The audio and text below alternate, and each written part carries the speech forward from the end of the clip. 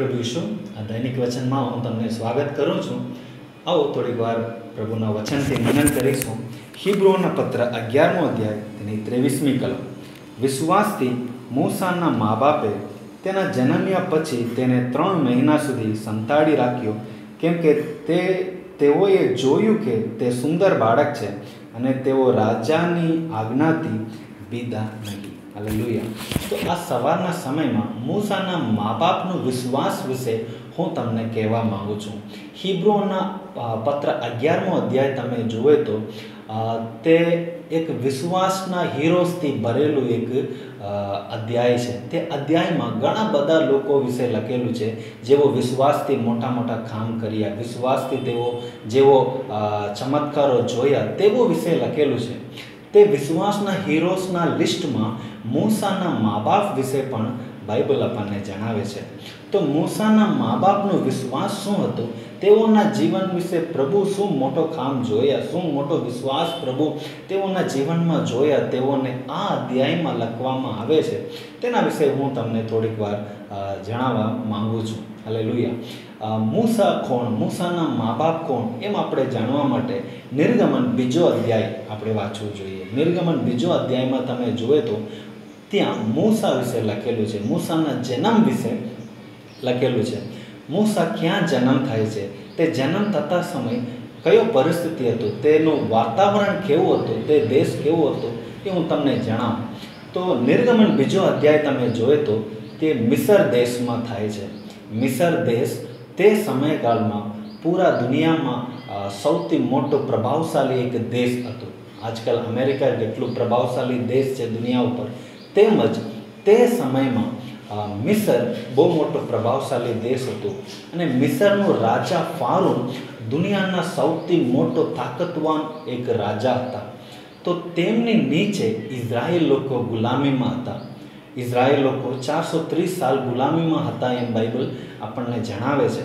તો યુસુફના સમયમાં ઇઝરાયેલ લોકો મિસર દેશમાં આવી ગયા હતા. મિસર દેશમાં જ્યારે તેઓ આવ્યા 70 લોકો હતા એમ બાઇબલ જણાવે છે. અને તેઓ 430 વર્ષની અંદર તેઓનું સંખ્યા વધ્યું, તેઓનું સંખ્યા વધવા લાગ્યું. ને જ્યારે તેઓનું સંખ્યા વધતો હતો ત્યારે ફારૂનની અંદર ડર ઉત્પન્ન થયો.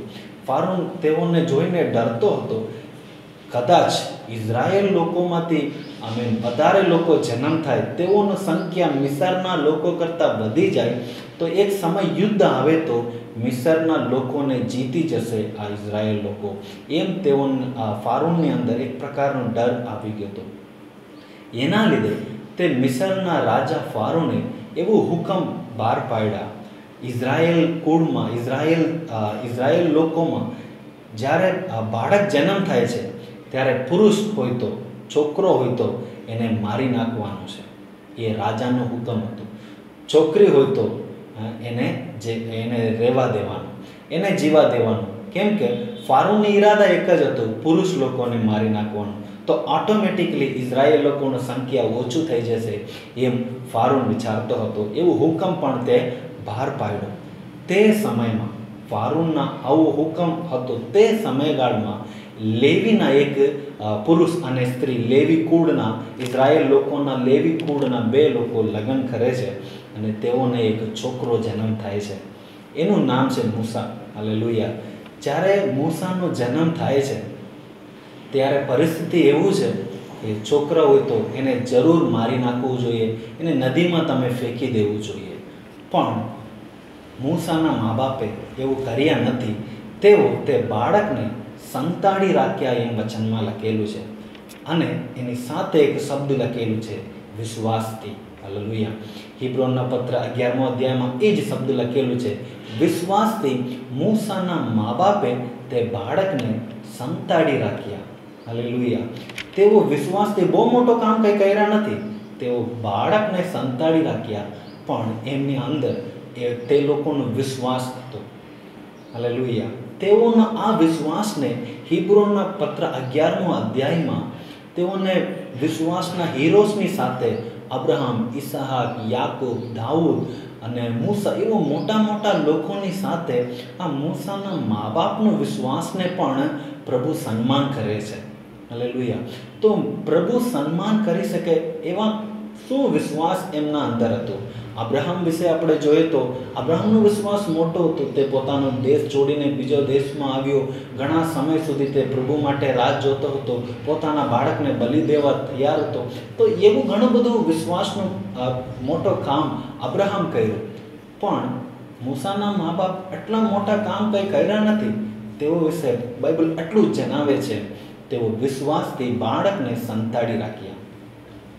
હાલેલુયા. તેઓ વિશ્વાસથી બાળકને સંતાડી રાખ્યા એમ લખેલું છે. એમાં બે બાબતો હું તમને જણાવવા માંગુ છું. પહેલાં, જ્યારે તેઓને છોકરો જન્મ થાય છે ત્યાંનું પરિસ્થિતિ અંધકારનું પરિસ્થિતિ છે. વાતાવરણ એવું છે બાળકને મારી નાખવાનું છે. હાલેલુયા. પણ તે સમયમાં બધા લોકો એમ જ કરતા હતા. આજુબાજુમાં જેટલા છોકરાઓ જન્મ થાય છે બધાને નદીમાં ફેંકવામાં આવે છે, બધાને મારી નાખવામાં આવે છે. તે બધું તેઓ જોવે છે. મૂસાના મા બાપ પણ તે જોવે છે.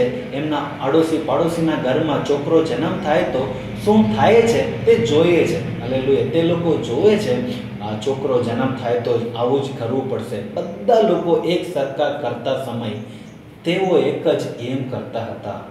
તે બાળકને પ્રભુ પર ભરોસો કરીને તેઓ સંતાડતા હતા. હાલેલુયા.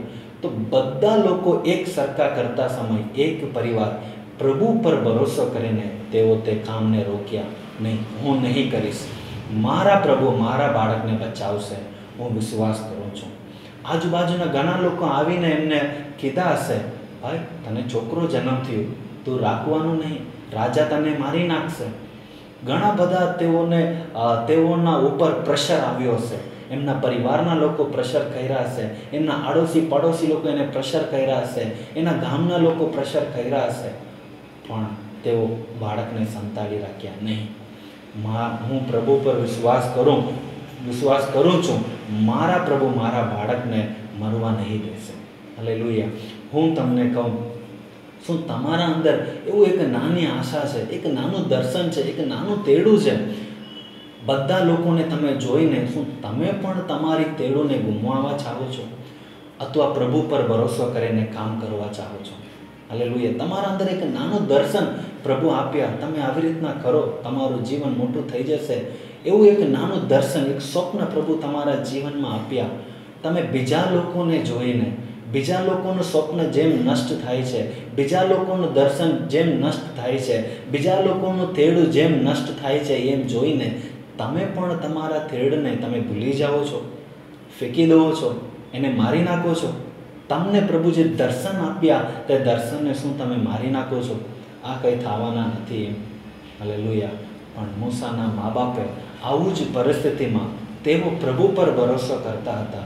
તેઓને ખબર નથી કેટલા દિવસ આ બાળકને સંતાડી રાખી શકે.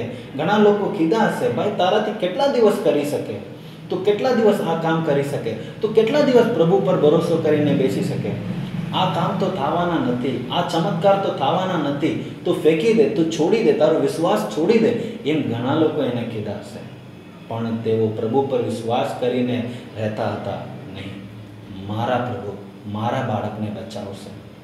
ઘણા સમય સુધી તેઓ કરી શકતા નહોતા. ખાલી 3 મહિના સુધી જ તેઓ પ્રભુ પર ભરોસો કરીને તે બાળકને સંતાડી રાખી શકતા હતા. પણ પ્રભુ તેઓના આ 3 મહિનાનું વિશ્વાસને પ્રભુ સન્માન કર્યા. હાલેલુયા. પ્રભુ સન્માન કર્યા.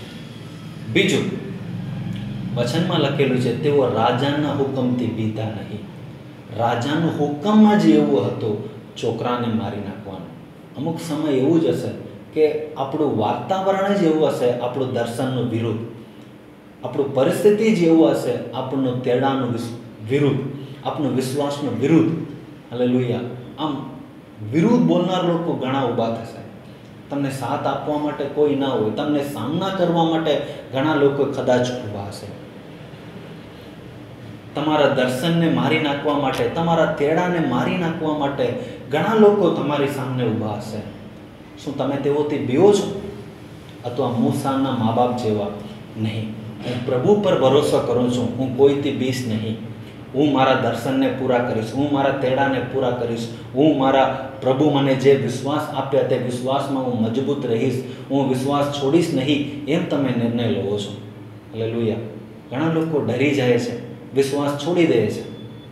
પરિવારના લોકો જ્યારે દબાવ કરે, પરિવારના લોકો જ્યારે સામના કરશે ત્યારે તેઓ પોતાનો વિશ્વાસ છોડી દે છે. ગામના લોકો જ્યારે સામનો કરે ત્યારે તેઓ પોતાનો વિશ્વાસ છોડી દે છે. પણ મૂસાના મા બાપ વિશે લખેલું છે, તેઓ રાજાના હુકમથી ભીતા નહીં. કાયદો વિરોધ છે, કંઈ કરી શકતા નથી, પણ તેઓ પ્રભુ પર વિશ્વાસ કરતા હતા અને તેઓ બાળકને સંતાડતા હતા. પ્રભુ મારા બાળકને બચાવશે, વચનમાં લખેલું છે. પ્રભુ તેઓના વિશ્વાસને અમે સન્માન કર્યા. એના લીધે તેઓને હિબ્રુઓના પુસ્તક 11મા અધ્યાયમાં લખવામાં આવે છે, તેઓના વિશ્વાસને પ્રભુ સન્માન કર્યા. શું થયું? 3 મહિના પછી એમ જ ભાઈનું બાળકને ફેંકી દેવાનો સમય આવ્યો. બાળકને એક પેટીમાં રાખીને નદીમાં મૂકવામાં આવે છે અને વચનમાં લખેલું છે, ત્યારે ફારૂનના દીકરી નાહવા માટે તે નદીમાં આવે છે. તે બાળકને જોઈને તે પોતાના માટે રાખે છે અને તે છોકરોનું, તે જે બાળકનું એક બહેન, મોટી બહેન આવીને તે રાજાના દીકરીને કહે છે, હું આ બાળકને દવડાવવા માટે એક સ્ત્રીને લઈ આવું, એક વ્યક્તિને લઈ આવું તમને મદદ કરવા. તો રાજાના દીકરી બોલે છે, તું લઈ આવ. ત્યારે તે છોકરી જઈને બાળકના મમ્મીને લઈ આવે છે, બાળકના માને લઈ આવે છે. તે બાળકના માં હવે રાજમહેલમાં આવીને આ રાણી માટે, આ રાજકુમારી માટે પોતાના દીકરાને ઉછારે છે અને એનું પહાર સરકાર તરફથી આવે છે. જે ફારૂન આ બાળકને મારી નાખવાનો એમ હુકમ કરતો હતો, એમના જ મહેલમાં આ બાળક મોટો થાય છે. હાલેલુયા. પ્રભુ કેટલા મોટા ચમત્કાર કર્યા. એની પાછળ કોનો વિશ્વાસ હતો?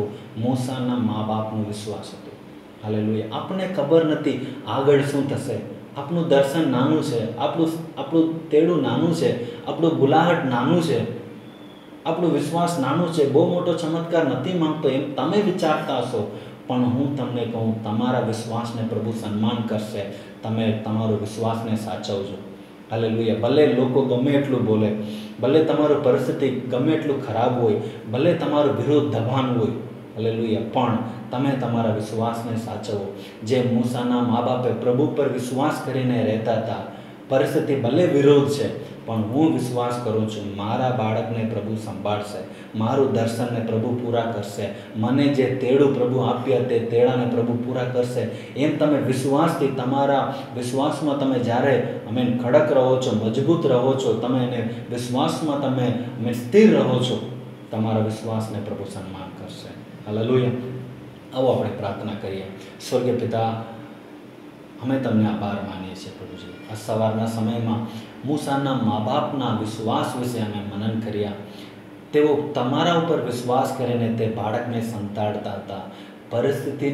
પરિસ્થિતિને તેઓ જોયા નહીં.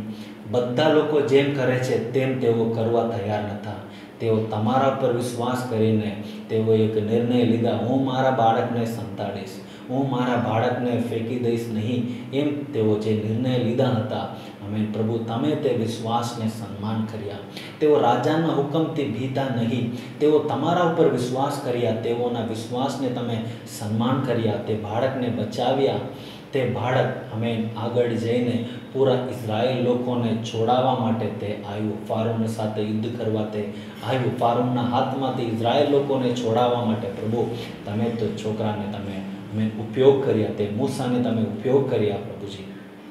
આ સવારના સમયમાં જેટલા લોકો પ્રભુ આ વચન સાંભળી રહ્યા છે, તેઓના મનમાં જે નાનો વિશ્વાસ છે, મારા પ્રભુ મારા માટે કરશે એમ તેઓ જે વિશ્વાસ કરીને બેઠા છે પ્રભુજી, તેઓના વિશ્વાસને તમે સન્માન કરનાર ઈશ્વર છો પ્રભુજી. આમેન. ભલે પરિવારના લોકો વિરોધ કરે, ગામના લોકો વિરોધ કરે, આજુબાજુના લોકો વિરોધ કરે, પણ હું પ્રભુ પર ભરોસો રાખું છું. મારા પ્રભુ મારા માટે ચમત્કાર કરશે એમ જેટલા લોકો પ્રભુ તમારા પર વિશ્વાસ કરીને રહે છે, તેઓના વિશ્વાસને તમે સન્માન કરનાર ઈશ્વર છો પ્રભુ. તમે આશીર્વાદિત કરો પ્રભુ. જેટલા લોકો આ વચન સાંભળી રહ્યા છે, તેઓના પરિવારને તમે આશીર્વાદ કરો પ્રભુજી. જે લોકોનો પ્રભુ આજે જન્મદિવસ અને લગ્ન દિવસ ઉજવી રહ્યા છે, તેઓના જીવનને, તેઓના પરિવારને તમે આશીર્વાદ કરો પ્રભુજી. આજના દિવસ પૂરા પ્રભુ તમારી કૃપા અમારી સાથે રહે અમે વિનંતી કરીએ છીએ. ઈશ્વરના નામમાં હું માંગુ છું પિતાજી. Amen. Praise lord. God bless you.